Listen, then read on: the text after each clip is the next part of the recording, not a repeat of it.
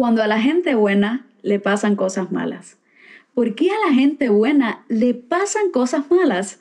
Esta es una de las preguntas que solemos formularnos cuando vemos que a alguien que practica actos justos en este mundo le suceden cosas que no son tan afortunadas para la persona.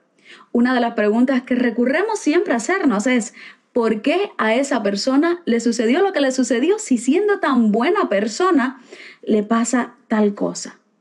Bueno, mis queridos amigos, todas estas cuestiones las vamos a estar abordando justamente en este vídeo, porque una de las temas que voy a estar desarrollando por acá es acerca de esta gran pregunta. Y sobre todo, me traigo esta obra tan maravillosa que estuve leyendo hace algún tiempo y que me resultó fascinante por el mensaje tan alentador y todas las lecciones de amor que hay contenida en esta gran obra. Su autor, Harold Kushner, en esta obra aborda muchas lecciones de amor, de perdón, de aceptación. Esta obra emotiva e intensamente reflexiva te exhorta a examinar el arduo camino del infortunio y del sufrimiento, objetando por qué motivo a las personas buenas frecuentemente enfrentan desafíos y adversidades en la vida. El autor de esta obra, Harold Kushner, un rabino estadounidense que va a nacer en Brooklyn, New York, en el año 1935, va a narrar justamente en esta maravillosa obra, cuando a la gente buena le pasan cosas malas, va a contarnos, basado en su propia experiencia de vida y su propio dolor experimentado, cuando en un periodo de su vida, su hijo, que recién cumplía los 14 años de edad, a los 2 días de haberlo cumplido, fallece. Parte de la sinopsis de esta obra es cómo una persona puede seguir continuando a pesar de la pérdida y el sufrimiento. Parte del razonamiento de Kushner en esta obra es que no debemos ver el sufrimiento como un castigo divino o una prueba de fe, sino como una parte inevitable de la existencia humana. Él alienta a encontrar significado y propósito a cada una de las experiencias que atravieses. A través de historias personales, reflexiones teológicas y sugerencias, Kushner te brinda una guía para atravesar por los momentos más lobregos de la vida, rememorando que incluso en medio del dolor puedes hallar las fuerzas necesarias para seguir adelante y así poderte desarrollar. Una de las cosas que aprenderás leyendo esta obra es entender la naturaleza del sufrimiento y la adversidad. Mis queridos amigos, encarar las adversidades e infortunios en la vida es una realidad ineludible. No obstante, hay un prisma poderoso que puede ayudarnos a entender y emplear todos los grandes desafíos de forma efectiva. Por ejemplo, cuando una persona pierde el trabajo o está enfrentando una determinada enfermedad, en lugar de percibir estos hechos como tragedia, aplique y utilice ese aprendizaje para concebir que esa adversidad era simplemente una parte de tu viaje por la vida y no un juicio hacia ti. Tenemos una concepción arraigada de este llamado pecado original, ¿no?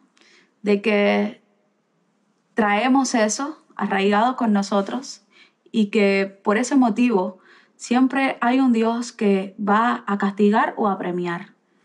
O sea, hay un Dios que premia y castiga. Esto es muchas de las concepciones que navega en muchas de las ocasiones una persona con todas estas ideas, con todas estas creencias. Hay algo que he aprendido a lo largo de mi camino, es que este mundo es desafiante y que las adversidades son parte de la vida. No es un castigo divino que un Dios me manda, sino que eso está insertado, es decir, el mal como tal, o las cosas que llamamos como mal, está insertado en este mundo en el cual vivimos. Es parte de la vida, atravesar por circunstancias que en ocasiones suelen ser destructivas y desalentadoras y terribles para una persona. Ya sea la pérdida de un ser querido, ya sea la pérdida desde algo tan grande y tan fuerte como la pérdida de alguien, de un ser querido, como perder un trabajo, como algo tan simple como perder un trabajo, como entrar en una enfermedad dolorosa que para la persona es el fin de su vida. Esto es parte de nuestra esto es parte de nuestro propio caminar.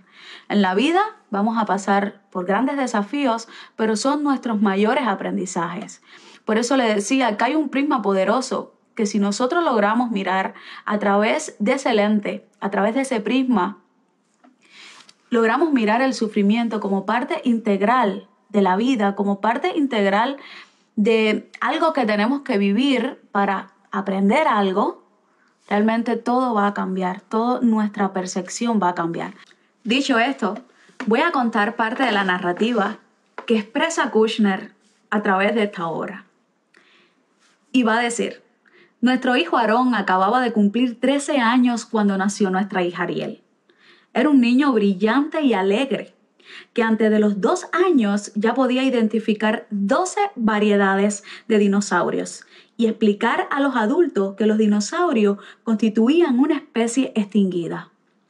Mi mujer y yo empezamos a preocuparnos por su salud desde que dejó de aumentar de peso a la edad de 8 meses y sus cabellos empezaron a caerse cuando tenía 1 año. Consultamos a médicos prestigiosos, vimos cómo lo etiquetaban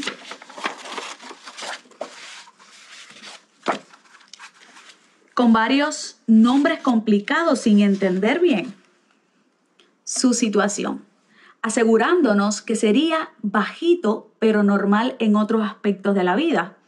Poco antes del nacimiento de nuestra hija, nos trasladamos desde New York a un burbio de Boston, donde asumí el cargo de rabino de la congregación local. Descubrimos que el pediatra local estaba dedicado a la investigación de problemas de crecimiento en los niños y le presentamos a Aarón. 2 meses después, el día en que nació nuestra hija, visitó a mi mujer en el hospital y nos comunicó que la enfermedad de nuestro hijo se llamaba progeria, que viene siendo vejez prematura. Esto significaba que Aarón nunca llegaría a poco más de 1 metro, que carecería de pelo en el cuerpo y en la cabeza, que tendría aspecto más de anciano que de niño, y que moriría sin remedio al principio de su adolescencia. ¿Cómo se puede asumir una noticia como esta? O sea, esta es la pregunta que se cuestiona Kushner cuando recibió esta noticia. Todo lo que somos padres sabemos cuando nuestro hijo o nuestra hija pasa por alguna situación o enfermedad o un simple, gripe. Como padres nos preocupamos por la salud de nuestra hija. Imagínate, si te dicen que tu hijo es diagnosticado o tu hija es diagnosticada con una enfermedad como esta. ¿Cuál sería tu pregunta? Tal vez sea una pregunta muy similar a la que Kushner se hacía. ¿Cómo se puede asumir una noticia como esta? Es bien difícil, ¿verdad? Bueno, dice Kushner: yo, un rabino joven, sin demasiada experiencia, ignorante del proceso de la desesperación y la angustia, con la que me familiarizaban bien pronto, sentí aquel día una profunda y aplastante sensación de injusticia. No tenía sentido lo que estaba pasando. Yo había sido una persona intachable, buena, que había tratado de hacer lo que era justo a los ojos de Dios. Más que eso, había vivido en forma más devota y ajustada a los preceptos religiosos que la mayoría de las personas que conocía, todos con familias numerosas y saludables. Pensaba que había vivido en la senda de Dios. ¿Cómo podía pasarle esto a mi familia? Dice Kushner. Si Dios existía y era mínimamente honesto, ocupado en amar y perdonar, ¿cómo podría hacerme esto? Y aunque pudiera convencerme de que había recibido un castigo por algo que había cometido sin saberlo o por propia negligencia o descuido, ¿por qué debía pagar Aarón con su propio cuerpo y su propia vida? Era un niño inocente, alegre, de solo 3 años. ¿Por qué debía sufrir físicamente y psíquicamente cada día de su vida? ¿Por qué debía ser señalado donde quiera que fuese? ¿Por qué estaba destinado a llegar a la adolescencia junto a niños y niñas que se desarrollaban normalmente, descubriéndose, condenado a la imposibilidad de casarse y ser padre? Sencillamente lo que estaba pasando no tenía sentido. Como la mayoría de la gente, mi mujer y yo nos educamos con la imagen de un Dios omnisapiente y todopoderoso que nos protegía al modo de una figura paterna, como en su momento hicieron nuestros padres, y aún mejor. Si éramos obedientes y dignos, haciendo méritos, Él nos recompensaría. Si nos alejábamos del camino, Él nos castigaría a su pesar, pero firmemente. Él nos protegería de hacer daño o de ser dañados y cuidaría de que recibiéramos lo que merecemos en esta vida. Como la mayoría de las gentes, yo era consciente de las tragedias que ocurrían, que oscurecen el panorama. Jóvenes que mueren en accidentes automovilísticos, gente valiosa atrapada por enfermedades intolerables, vecinos y familiares con hijos subnormales o enfermos mentales que apenas se expresan. Hay algo, y quiero parar la lectura porque realmente, wow, esto es tan profundo, estas preguntas son tan profundas que a veces la vemos tan simple y en muchas de las ocasiones de la vida la hemos hecho. Yo creo que todos hemos lanzado una pregunta al aire a ver si ese Dios que, por ejemplo, aquellos creyentes, porque puede existir que no sea creyente la persona, pero bueno, aquel creyente que lanza esta cuestión a Dios cuando tiene o está atravesando una determinada adversidad, cualquiera que fuese. Estas son cuestiones que surgen en la persona. ¿Y dónde estás, Dios? ¿Dónde te metiste? Tenemos un concepto en la mente y este concepto nos lleva a pensar de que existe una recompensa y un castigo. Es decir, que si yo adoro a Dios de una determinada forma, cumplo sus preceptos, cumplo con todo lo ordenado por ese Dios, Dios me va a bendecir. Y de lo contrario, si yo no cumplo tal cosa, si yo no voy al determinado templo, si yo no asisto a una determinada congregación, cualquiera que fuese, Dios me va a castigar. Realmente esto es un concepto bastante fuerte que se vive en las religiones, por ejemplo, de que existe un Dios que castiga y un Dios que premia. De hecho, si hacemos las cosas bien, bueno, siempre vamos a tener a Dios de nuestro lado. Si hacemos las cosas mal, bueno, ese Dios va a lanzar todo su poder para castigarnos. Yo antes pensaba así. Creía que entre más obediente a Dios era, mejor las cosas me iban a venir. Y entre más mal hiciera, obviamente, más mal las cosas me va a mandar Dios. Hay una parte de verdad y hay una parte de mentira, como todo en la vida, ¿no? Esta mezcla de verdad y de mentira que existe en esto. De ahí algo que sí he aprendido y se los voy a compartir a ustedes por acá. Una de las cosas que he aprendido en la vida es que todo tiene un sentido y un porqué. Yo he aprendido a lo largo de mi vida que las cosas que atravesamos eran necesarias atravesarlas. No es de que hay un día, no es que un día Dios se levanta mirándote a ver qué tú estás haciendo mal para lanzarte el castigo. O sea, o no voy a un determinado templo para que, y si no voy a un determinado templo, bueno, Dios me va a castigar. Lo que yo he aprendido a lo largo de mi vida, que son cosas necesarias. Son cosas necesarias atravesarlas para aprender. El sufrimiento, el infortunio, todas estas cosas, las enfermedades, todo eso que llega a nuestra vida son necesarias atravesarlas. Es parte del camino. Cada quien va a vivir una experiencia diferente. Claro está. Pero sé por experiencia propia de que es parte del camino de la persona, atravesar y vivir, porque esa iba a ser su experiencia de vida. Todas estas concepciones de ese Dios que te castiga, todo eso fue derrumbándose en mí en la medida que yo fui comprendiendo de que la vida es así. Tiene cosas oscuras y cosas claras. Que en la vida la enfermedad, el sufrimiento o las adversidades son partes. de la vida. Y que si nosotros vemos desde un prisma diferente, desde una cosmovisión distinta, la adversidad, si vemos eso que llega a nuestra vida como algo que tengo que aprender, realmente vamos a vencer con nuestro propio temor y nuestros propios miedos a eso. Kushner, en sus cuestionamientos, planteaba preguntas tan sencillas. ¿Cómo puede ser si era un rabino que cumplía Torah, que hacía el bien en el mundo? ¿Cómo me va a pasar esto? Señores, todos vamos a pasar, hagamos el bien o hagamos el mal. Todos vamos a vivir experiencias porque son parte de nuestro aprendizaje. Hacer las cosas bien, porque es parte de tu naturaleza también hacer las cosas bien. Pero quiero que sepas que aunque tú hagas las cosas bien, la adversidad siempre te va a tocar tu puerta. Porque este mundo es una polaridad entre lo bueno y lo malo. Este mundo tiene cosas buenas y tiene cosas malas. Este mundo existe el mal en el mundo. Existe el mal en el mundo. Y por ende, estás propenso a encontrarte con ese mal. Pero es tu decisión elegir con qué prisma miras a ese mal. Cómo convertir ese mal en un bien.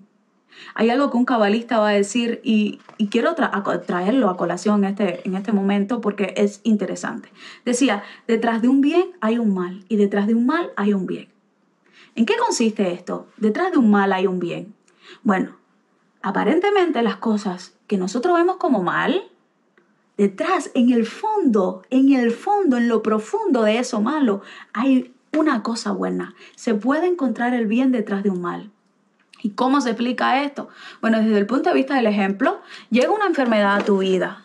Esa enfermedad viene a expresar algo, un conflicto, por ejemplo, emocional que tenga la persona. La persona vive en conflictos emocionales diariamente. Está propenso a que el cuerpo después le pase factura. ¿Qué viene a decir de esta enfermedad? Esa enfermedad aparentemente es un mal para la vida de alguien, pero realmente detrás de ese mal hay un bien. El bien es que te viene a traer una enseñanza. ¿Cuál es la enseñanza? Que no debes continuar de la forma en la que estás pensando, en la que estás viviendo, en la que estás tomando decisiones. Ese es el bien, por ejemplo. Bueno, ¿cómo tú podrías explicar la pérdida de un ser querido? Yo entiendo que es difícil, existe un apego, existe un vínculo con un ser querido. Cuando un ser querido dice, bueno, ya su camino llegó hasta aquí, necesita partir, hay algo que nuestro ego nos va a decir, no podemos soltar. Pero bueno, hasta ahí era el camino de esa persona. Esa persona vino a aportar luz. Decían los grandes sabios en la antigüedad, cada alma llega a este mundo a cumplir una función. Cuando el alma deja de cumplir la función por la que vino a este mundo, ella vuelve y retorna a su esencia, a su lugar.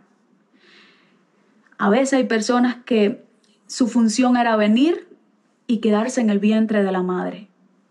A veces otros vienen a cumplir una función en este mundo para vivir en esta vida un periodo de dos años, de 3 años. El hijo de Kushner, él lo comentaba, que su hijo vino a cumplir un periodo de 14 años. A los 2 días de haber cumplido su Bar Mitzvah, después de haberle celebrado su Bar Mitzvah, fallece. Hay una anécdota de una madre y un padre que cuentan que su hija se suicidó, se quitó la vida.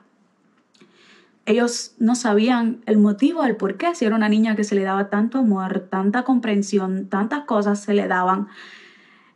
¿Cómo podía ser que esta chica se quitara la vida? Bueno, según las investigaciones que luego los padres hicieron, ya que en su casa no existía un indicio para que ella llegara a tomar esa decisión, se encontró de que en la escuela la chica sufría bullying, sufría burlas. La chica entró en un conflicto tan profundo que, bueno, llegó hasta el punto de quitarse la vida. Los padres cuentan que estaban muy devastados, que estaban muy tristes por la pérdida, imagínate, su única hija.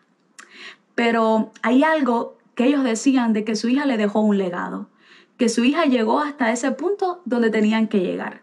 Pero ellos, para superar esa tristeza y ellos superar esa pérdida tan grande, comenzaron a cambiar la percepción de los hechos. Y ahí fue el inicio del camino espiritual de esos padres. Esos padres llegaron a un camino espiritual justamente por esa hija que se quitó la vida. Muchos dirán, no tiene sentido. ¿Por qué la persona tiene que quitarse la vida para que otros? Así es este mundo tan misterioso.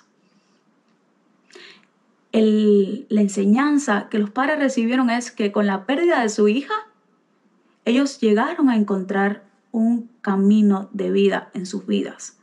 Es decir, que su hija, la función de su hija era llevar a sus padres. La función de esa alma, me gusta tratarlo más como alma, la función de esa alma, llegar, encarnar en ese cuerpo, era recorrer el camino a través de esa familia que tuvo esa mamá y ese papá, para que así ellos llegaran a cumplir su función en la vida.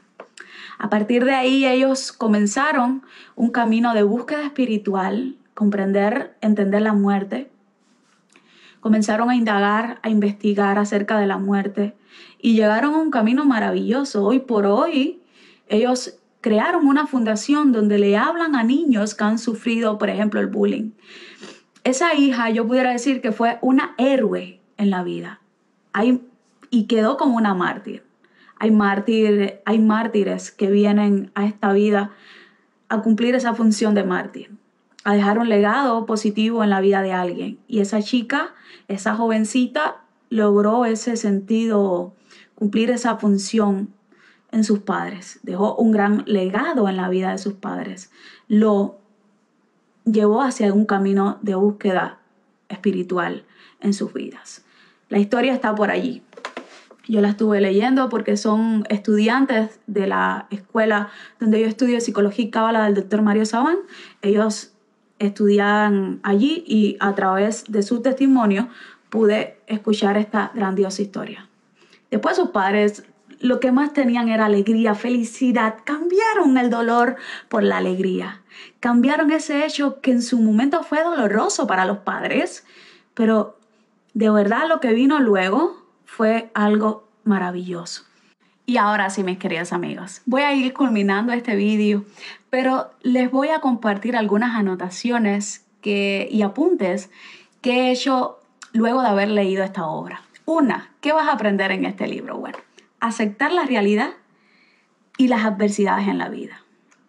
Una de las cosas que hay, el compendio de enseñanzas que transmite esta obra es aceptar las adversidades. Hay una gran diferencia entre aceptación y resignación.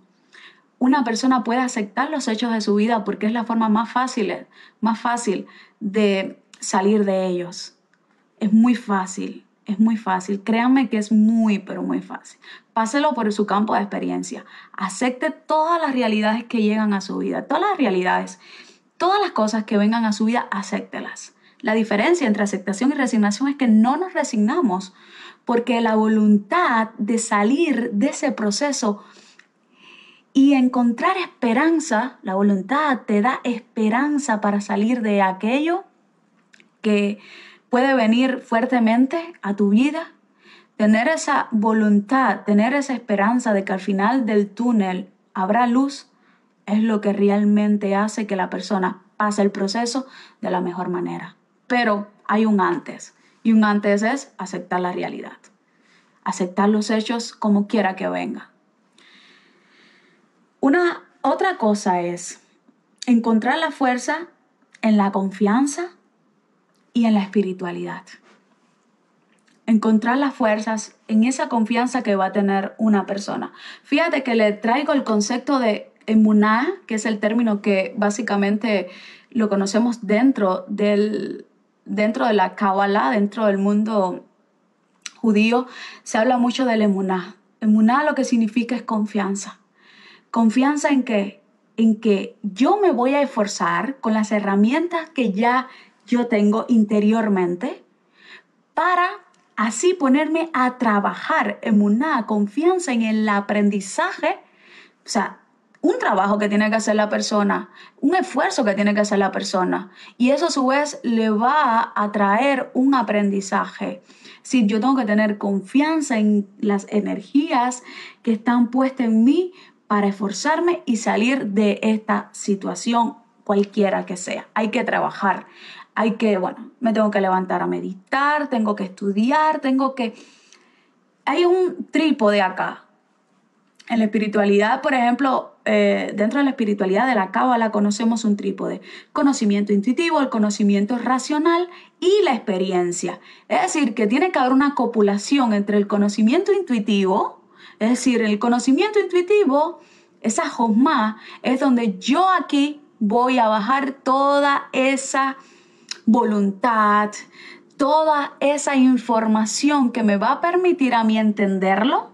Es decir, la confianza viene de allí, de esa josma, de esa intuición. Voy a entrenarme en desarrollarme intuitivamente, voy a desarrollarme y eso lo voy a bajar a la comprensión, o sea, de manera intelectual o racional, voy a entender eso y luego lo voy a llevar a la experiencia. Por eso hablamos de un trípode: conocimiento intuitivo, conocimiento racional y experiencia. Necesitamos esforzarnos en el estudio, necesitamos esforzarnos en las meditaciones, ayudan muchísimo para superar cualquier obstáculo en la vida. Y eso lo ponemos en práctica en nuestro campo experiencial de nuestra vida cotidiana. Cómo una persona se fortalece en emuná cuando viene una situación es lo que lo va a ayudar a salir de esa situación. Esa situación es el entrenamiento previo que tuvo la persona. Su entrenamiento de todos los días. No es que tiene que venir una determinada situación para yo ponerme entonces a cambiar mi vida. No, si tú todos los días lo haces un estilo de vida, cuando viene cualquier situación, tú vas a saber cómo salir de allí. Esto es un principio fundamental para sentir que incluso en los momentos más difíciles es donde más me voy a sentir fortalecido, porque voy a tener confianza. Que al final de ese túnel, obviamente, la luz de la esperanza está. Otro punto: aprender a lidiar con la pérdida y el dolor. Y en la vida, obviamente, vamos a enfrentar situaciones donde van a ser bien difíciles, ya sea la pérdida de un ser querido, ya sea la pérdida de un trabajo, ya sea cualquier cosa. Pero realmente, si nosotros, en cambio, optamos por la sabiduría, optamos porque esa sabiduría que voy a obtener me va a ayudar a mí a superar esa situación, realmente esto es fundamental, ¿no? Y otro punto importante es que vamos a aprender es que a través del sufrimiento, y hay algo que anotaba aquí mientras reflexionaba, y lo quise copiar porque cuando me venía la idea dije, déjame escribirlo, es transformar el sufrimiento en crecimiento personal. Es a través del sufrimiento donde crecemos como persona. Aunque se sufre en medio de ellos, nos ayuda a introspeccionar, nos conduce a transformar esas experiencias difíciles y desalentadoras en oportunidades de crecimiento. Nuestro dolor es el mayor catalizador para que exista un cambio significativo y positivo en nuestra vida. Y lo digo por experiencia propia. Ahora, en retrospectiva, analizando mi vida, realmente yo necesitaba atravesar todo lo que pasé. No soy una víctima de la vida. O sea, no me gusta ni que me digan, ay, tú eres víctima porque pasaste por aquello o que pasaste por otra cosa. Las personas tienden a victimizarse cuando atraviesan por situaciones. Y cada vez que puede venir, porque puede venir ese sentir de victimización cuando atraviesas por algo. Hace un tiempo me pasó algo y me sentí tan frustrada. Fue algo con otra persona que me pasó y me sentí en ese momento tan frustrada porque dije, qué forma más injusta de esta persona hacer ese tipo de cosas. Y esa misma injusticia que estaba cometiendo la otra persona hacia mí realmente me irritaba muchísimo. Y una de las cosas que yo tiendo es, cuando estoy en ese momento, es a llorar. No es una forma víctima que opto, sino es una forma que yo he utilizado para desahogarme esa ira que me llega en un momento como ese. Y una de las cosas que he ido aprendiendo a lo largo del camino es eso: no ser víctima de nada, de nada, de nada. No ser víctima. Tú no eres víctima de la vida. Las cosas que llegan son para aprender. Y una de las cosas que he aprendido a lo largo de mi vida y he atravesado por muchas circunstancias bastante complejas es que gracias a eso estoy hoy donde estoy. Gracias a eso he llegado a este camino y lo agradezco tanto, y agradezco también a esas personas por haber sido el canal y el vehículo que se presentó para yo llegar hoy donde estoy. Lo único que me cuesta es que en el camino, la madurez que he obtenido es agradecerles a cada una de las personas que fueron parte de ese proceso de mi caminar, y las que seguirán llegando, porque van a seguir llegando personas a tu vida como maestros para que tú puedas aprender y puedas crecer. Las personas no se ven como enemigas, sino se ven como parte de tu proceso de crecimiento. Son aliados. Aunque se proyecten como satanes, Satán en hebreo lo que significa él es el desviador, aunque sean personas que te tiendan a desviar, realmente esas personas lo que te hacen es acercarte a tu camino. Y hoy lo veo de esta forma. Bueno, sin más, me despido mandándoles un cordial saludo a cada uno de ustedes y espero que estas reflexiones que hemos tenido por acá les ayuden, y de verdad no es un mensaje motivacional lo que te estoy trayendo. Bueno, usted lo toma como desee, sino más bien es una conversación de la vida, es una conversación de cómo yo desde mi perspectiva de cómo miro la vida, le comparto todas estas experiencias, ¿no? Y estos puntos de vista de cómo yo miro la vida. Bueno, mis queridos amigos, ahora sí me despido. Les mando un abrazo fuerte a la distancia, de donde quiera que usted me vaya a ver de este globo terráqueo. Nos vemos en un próximo capítulo. Bye bye.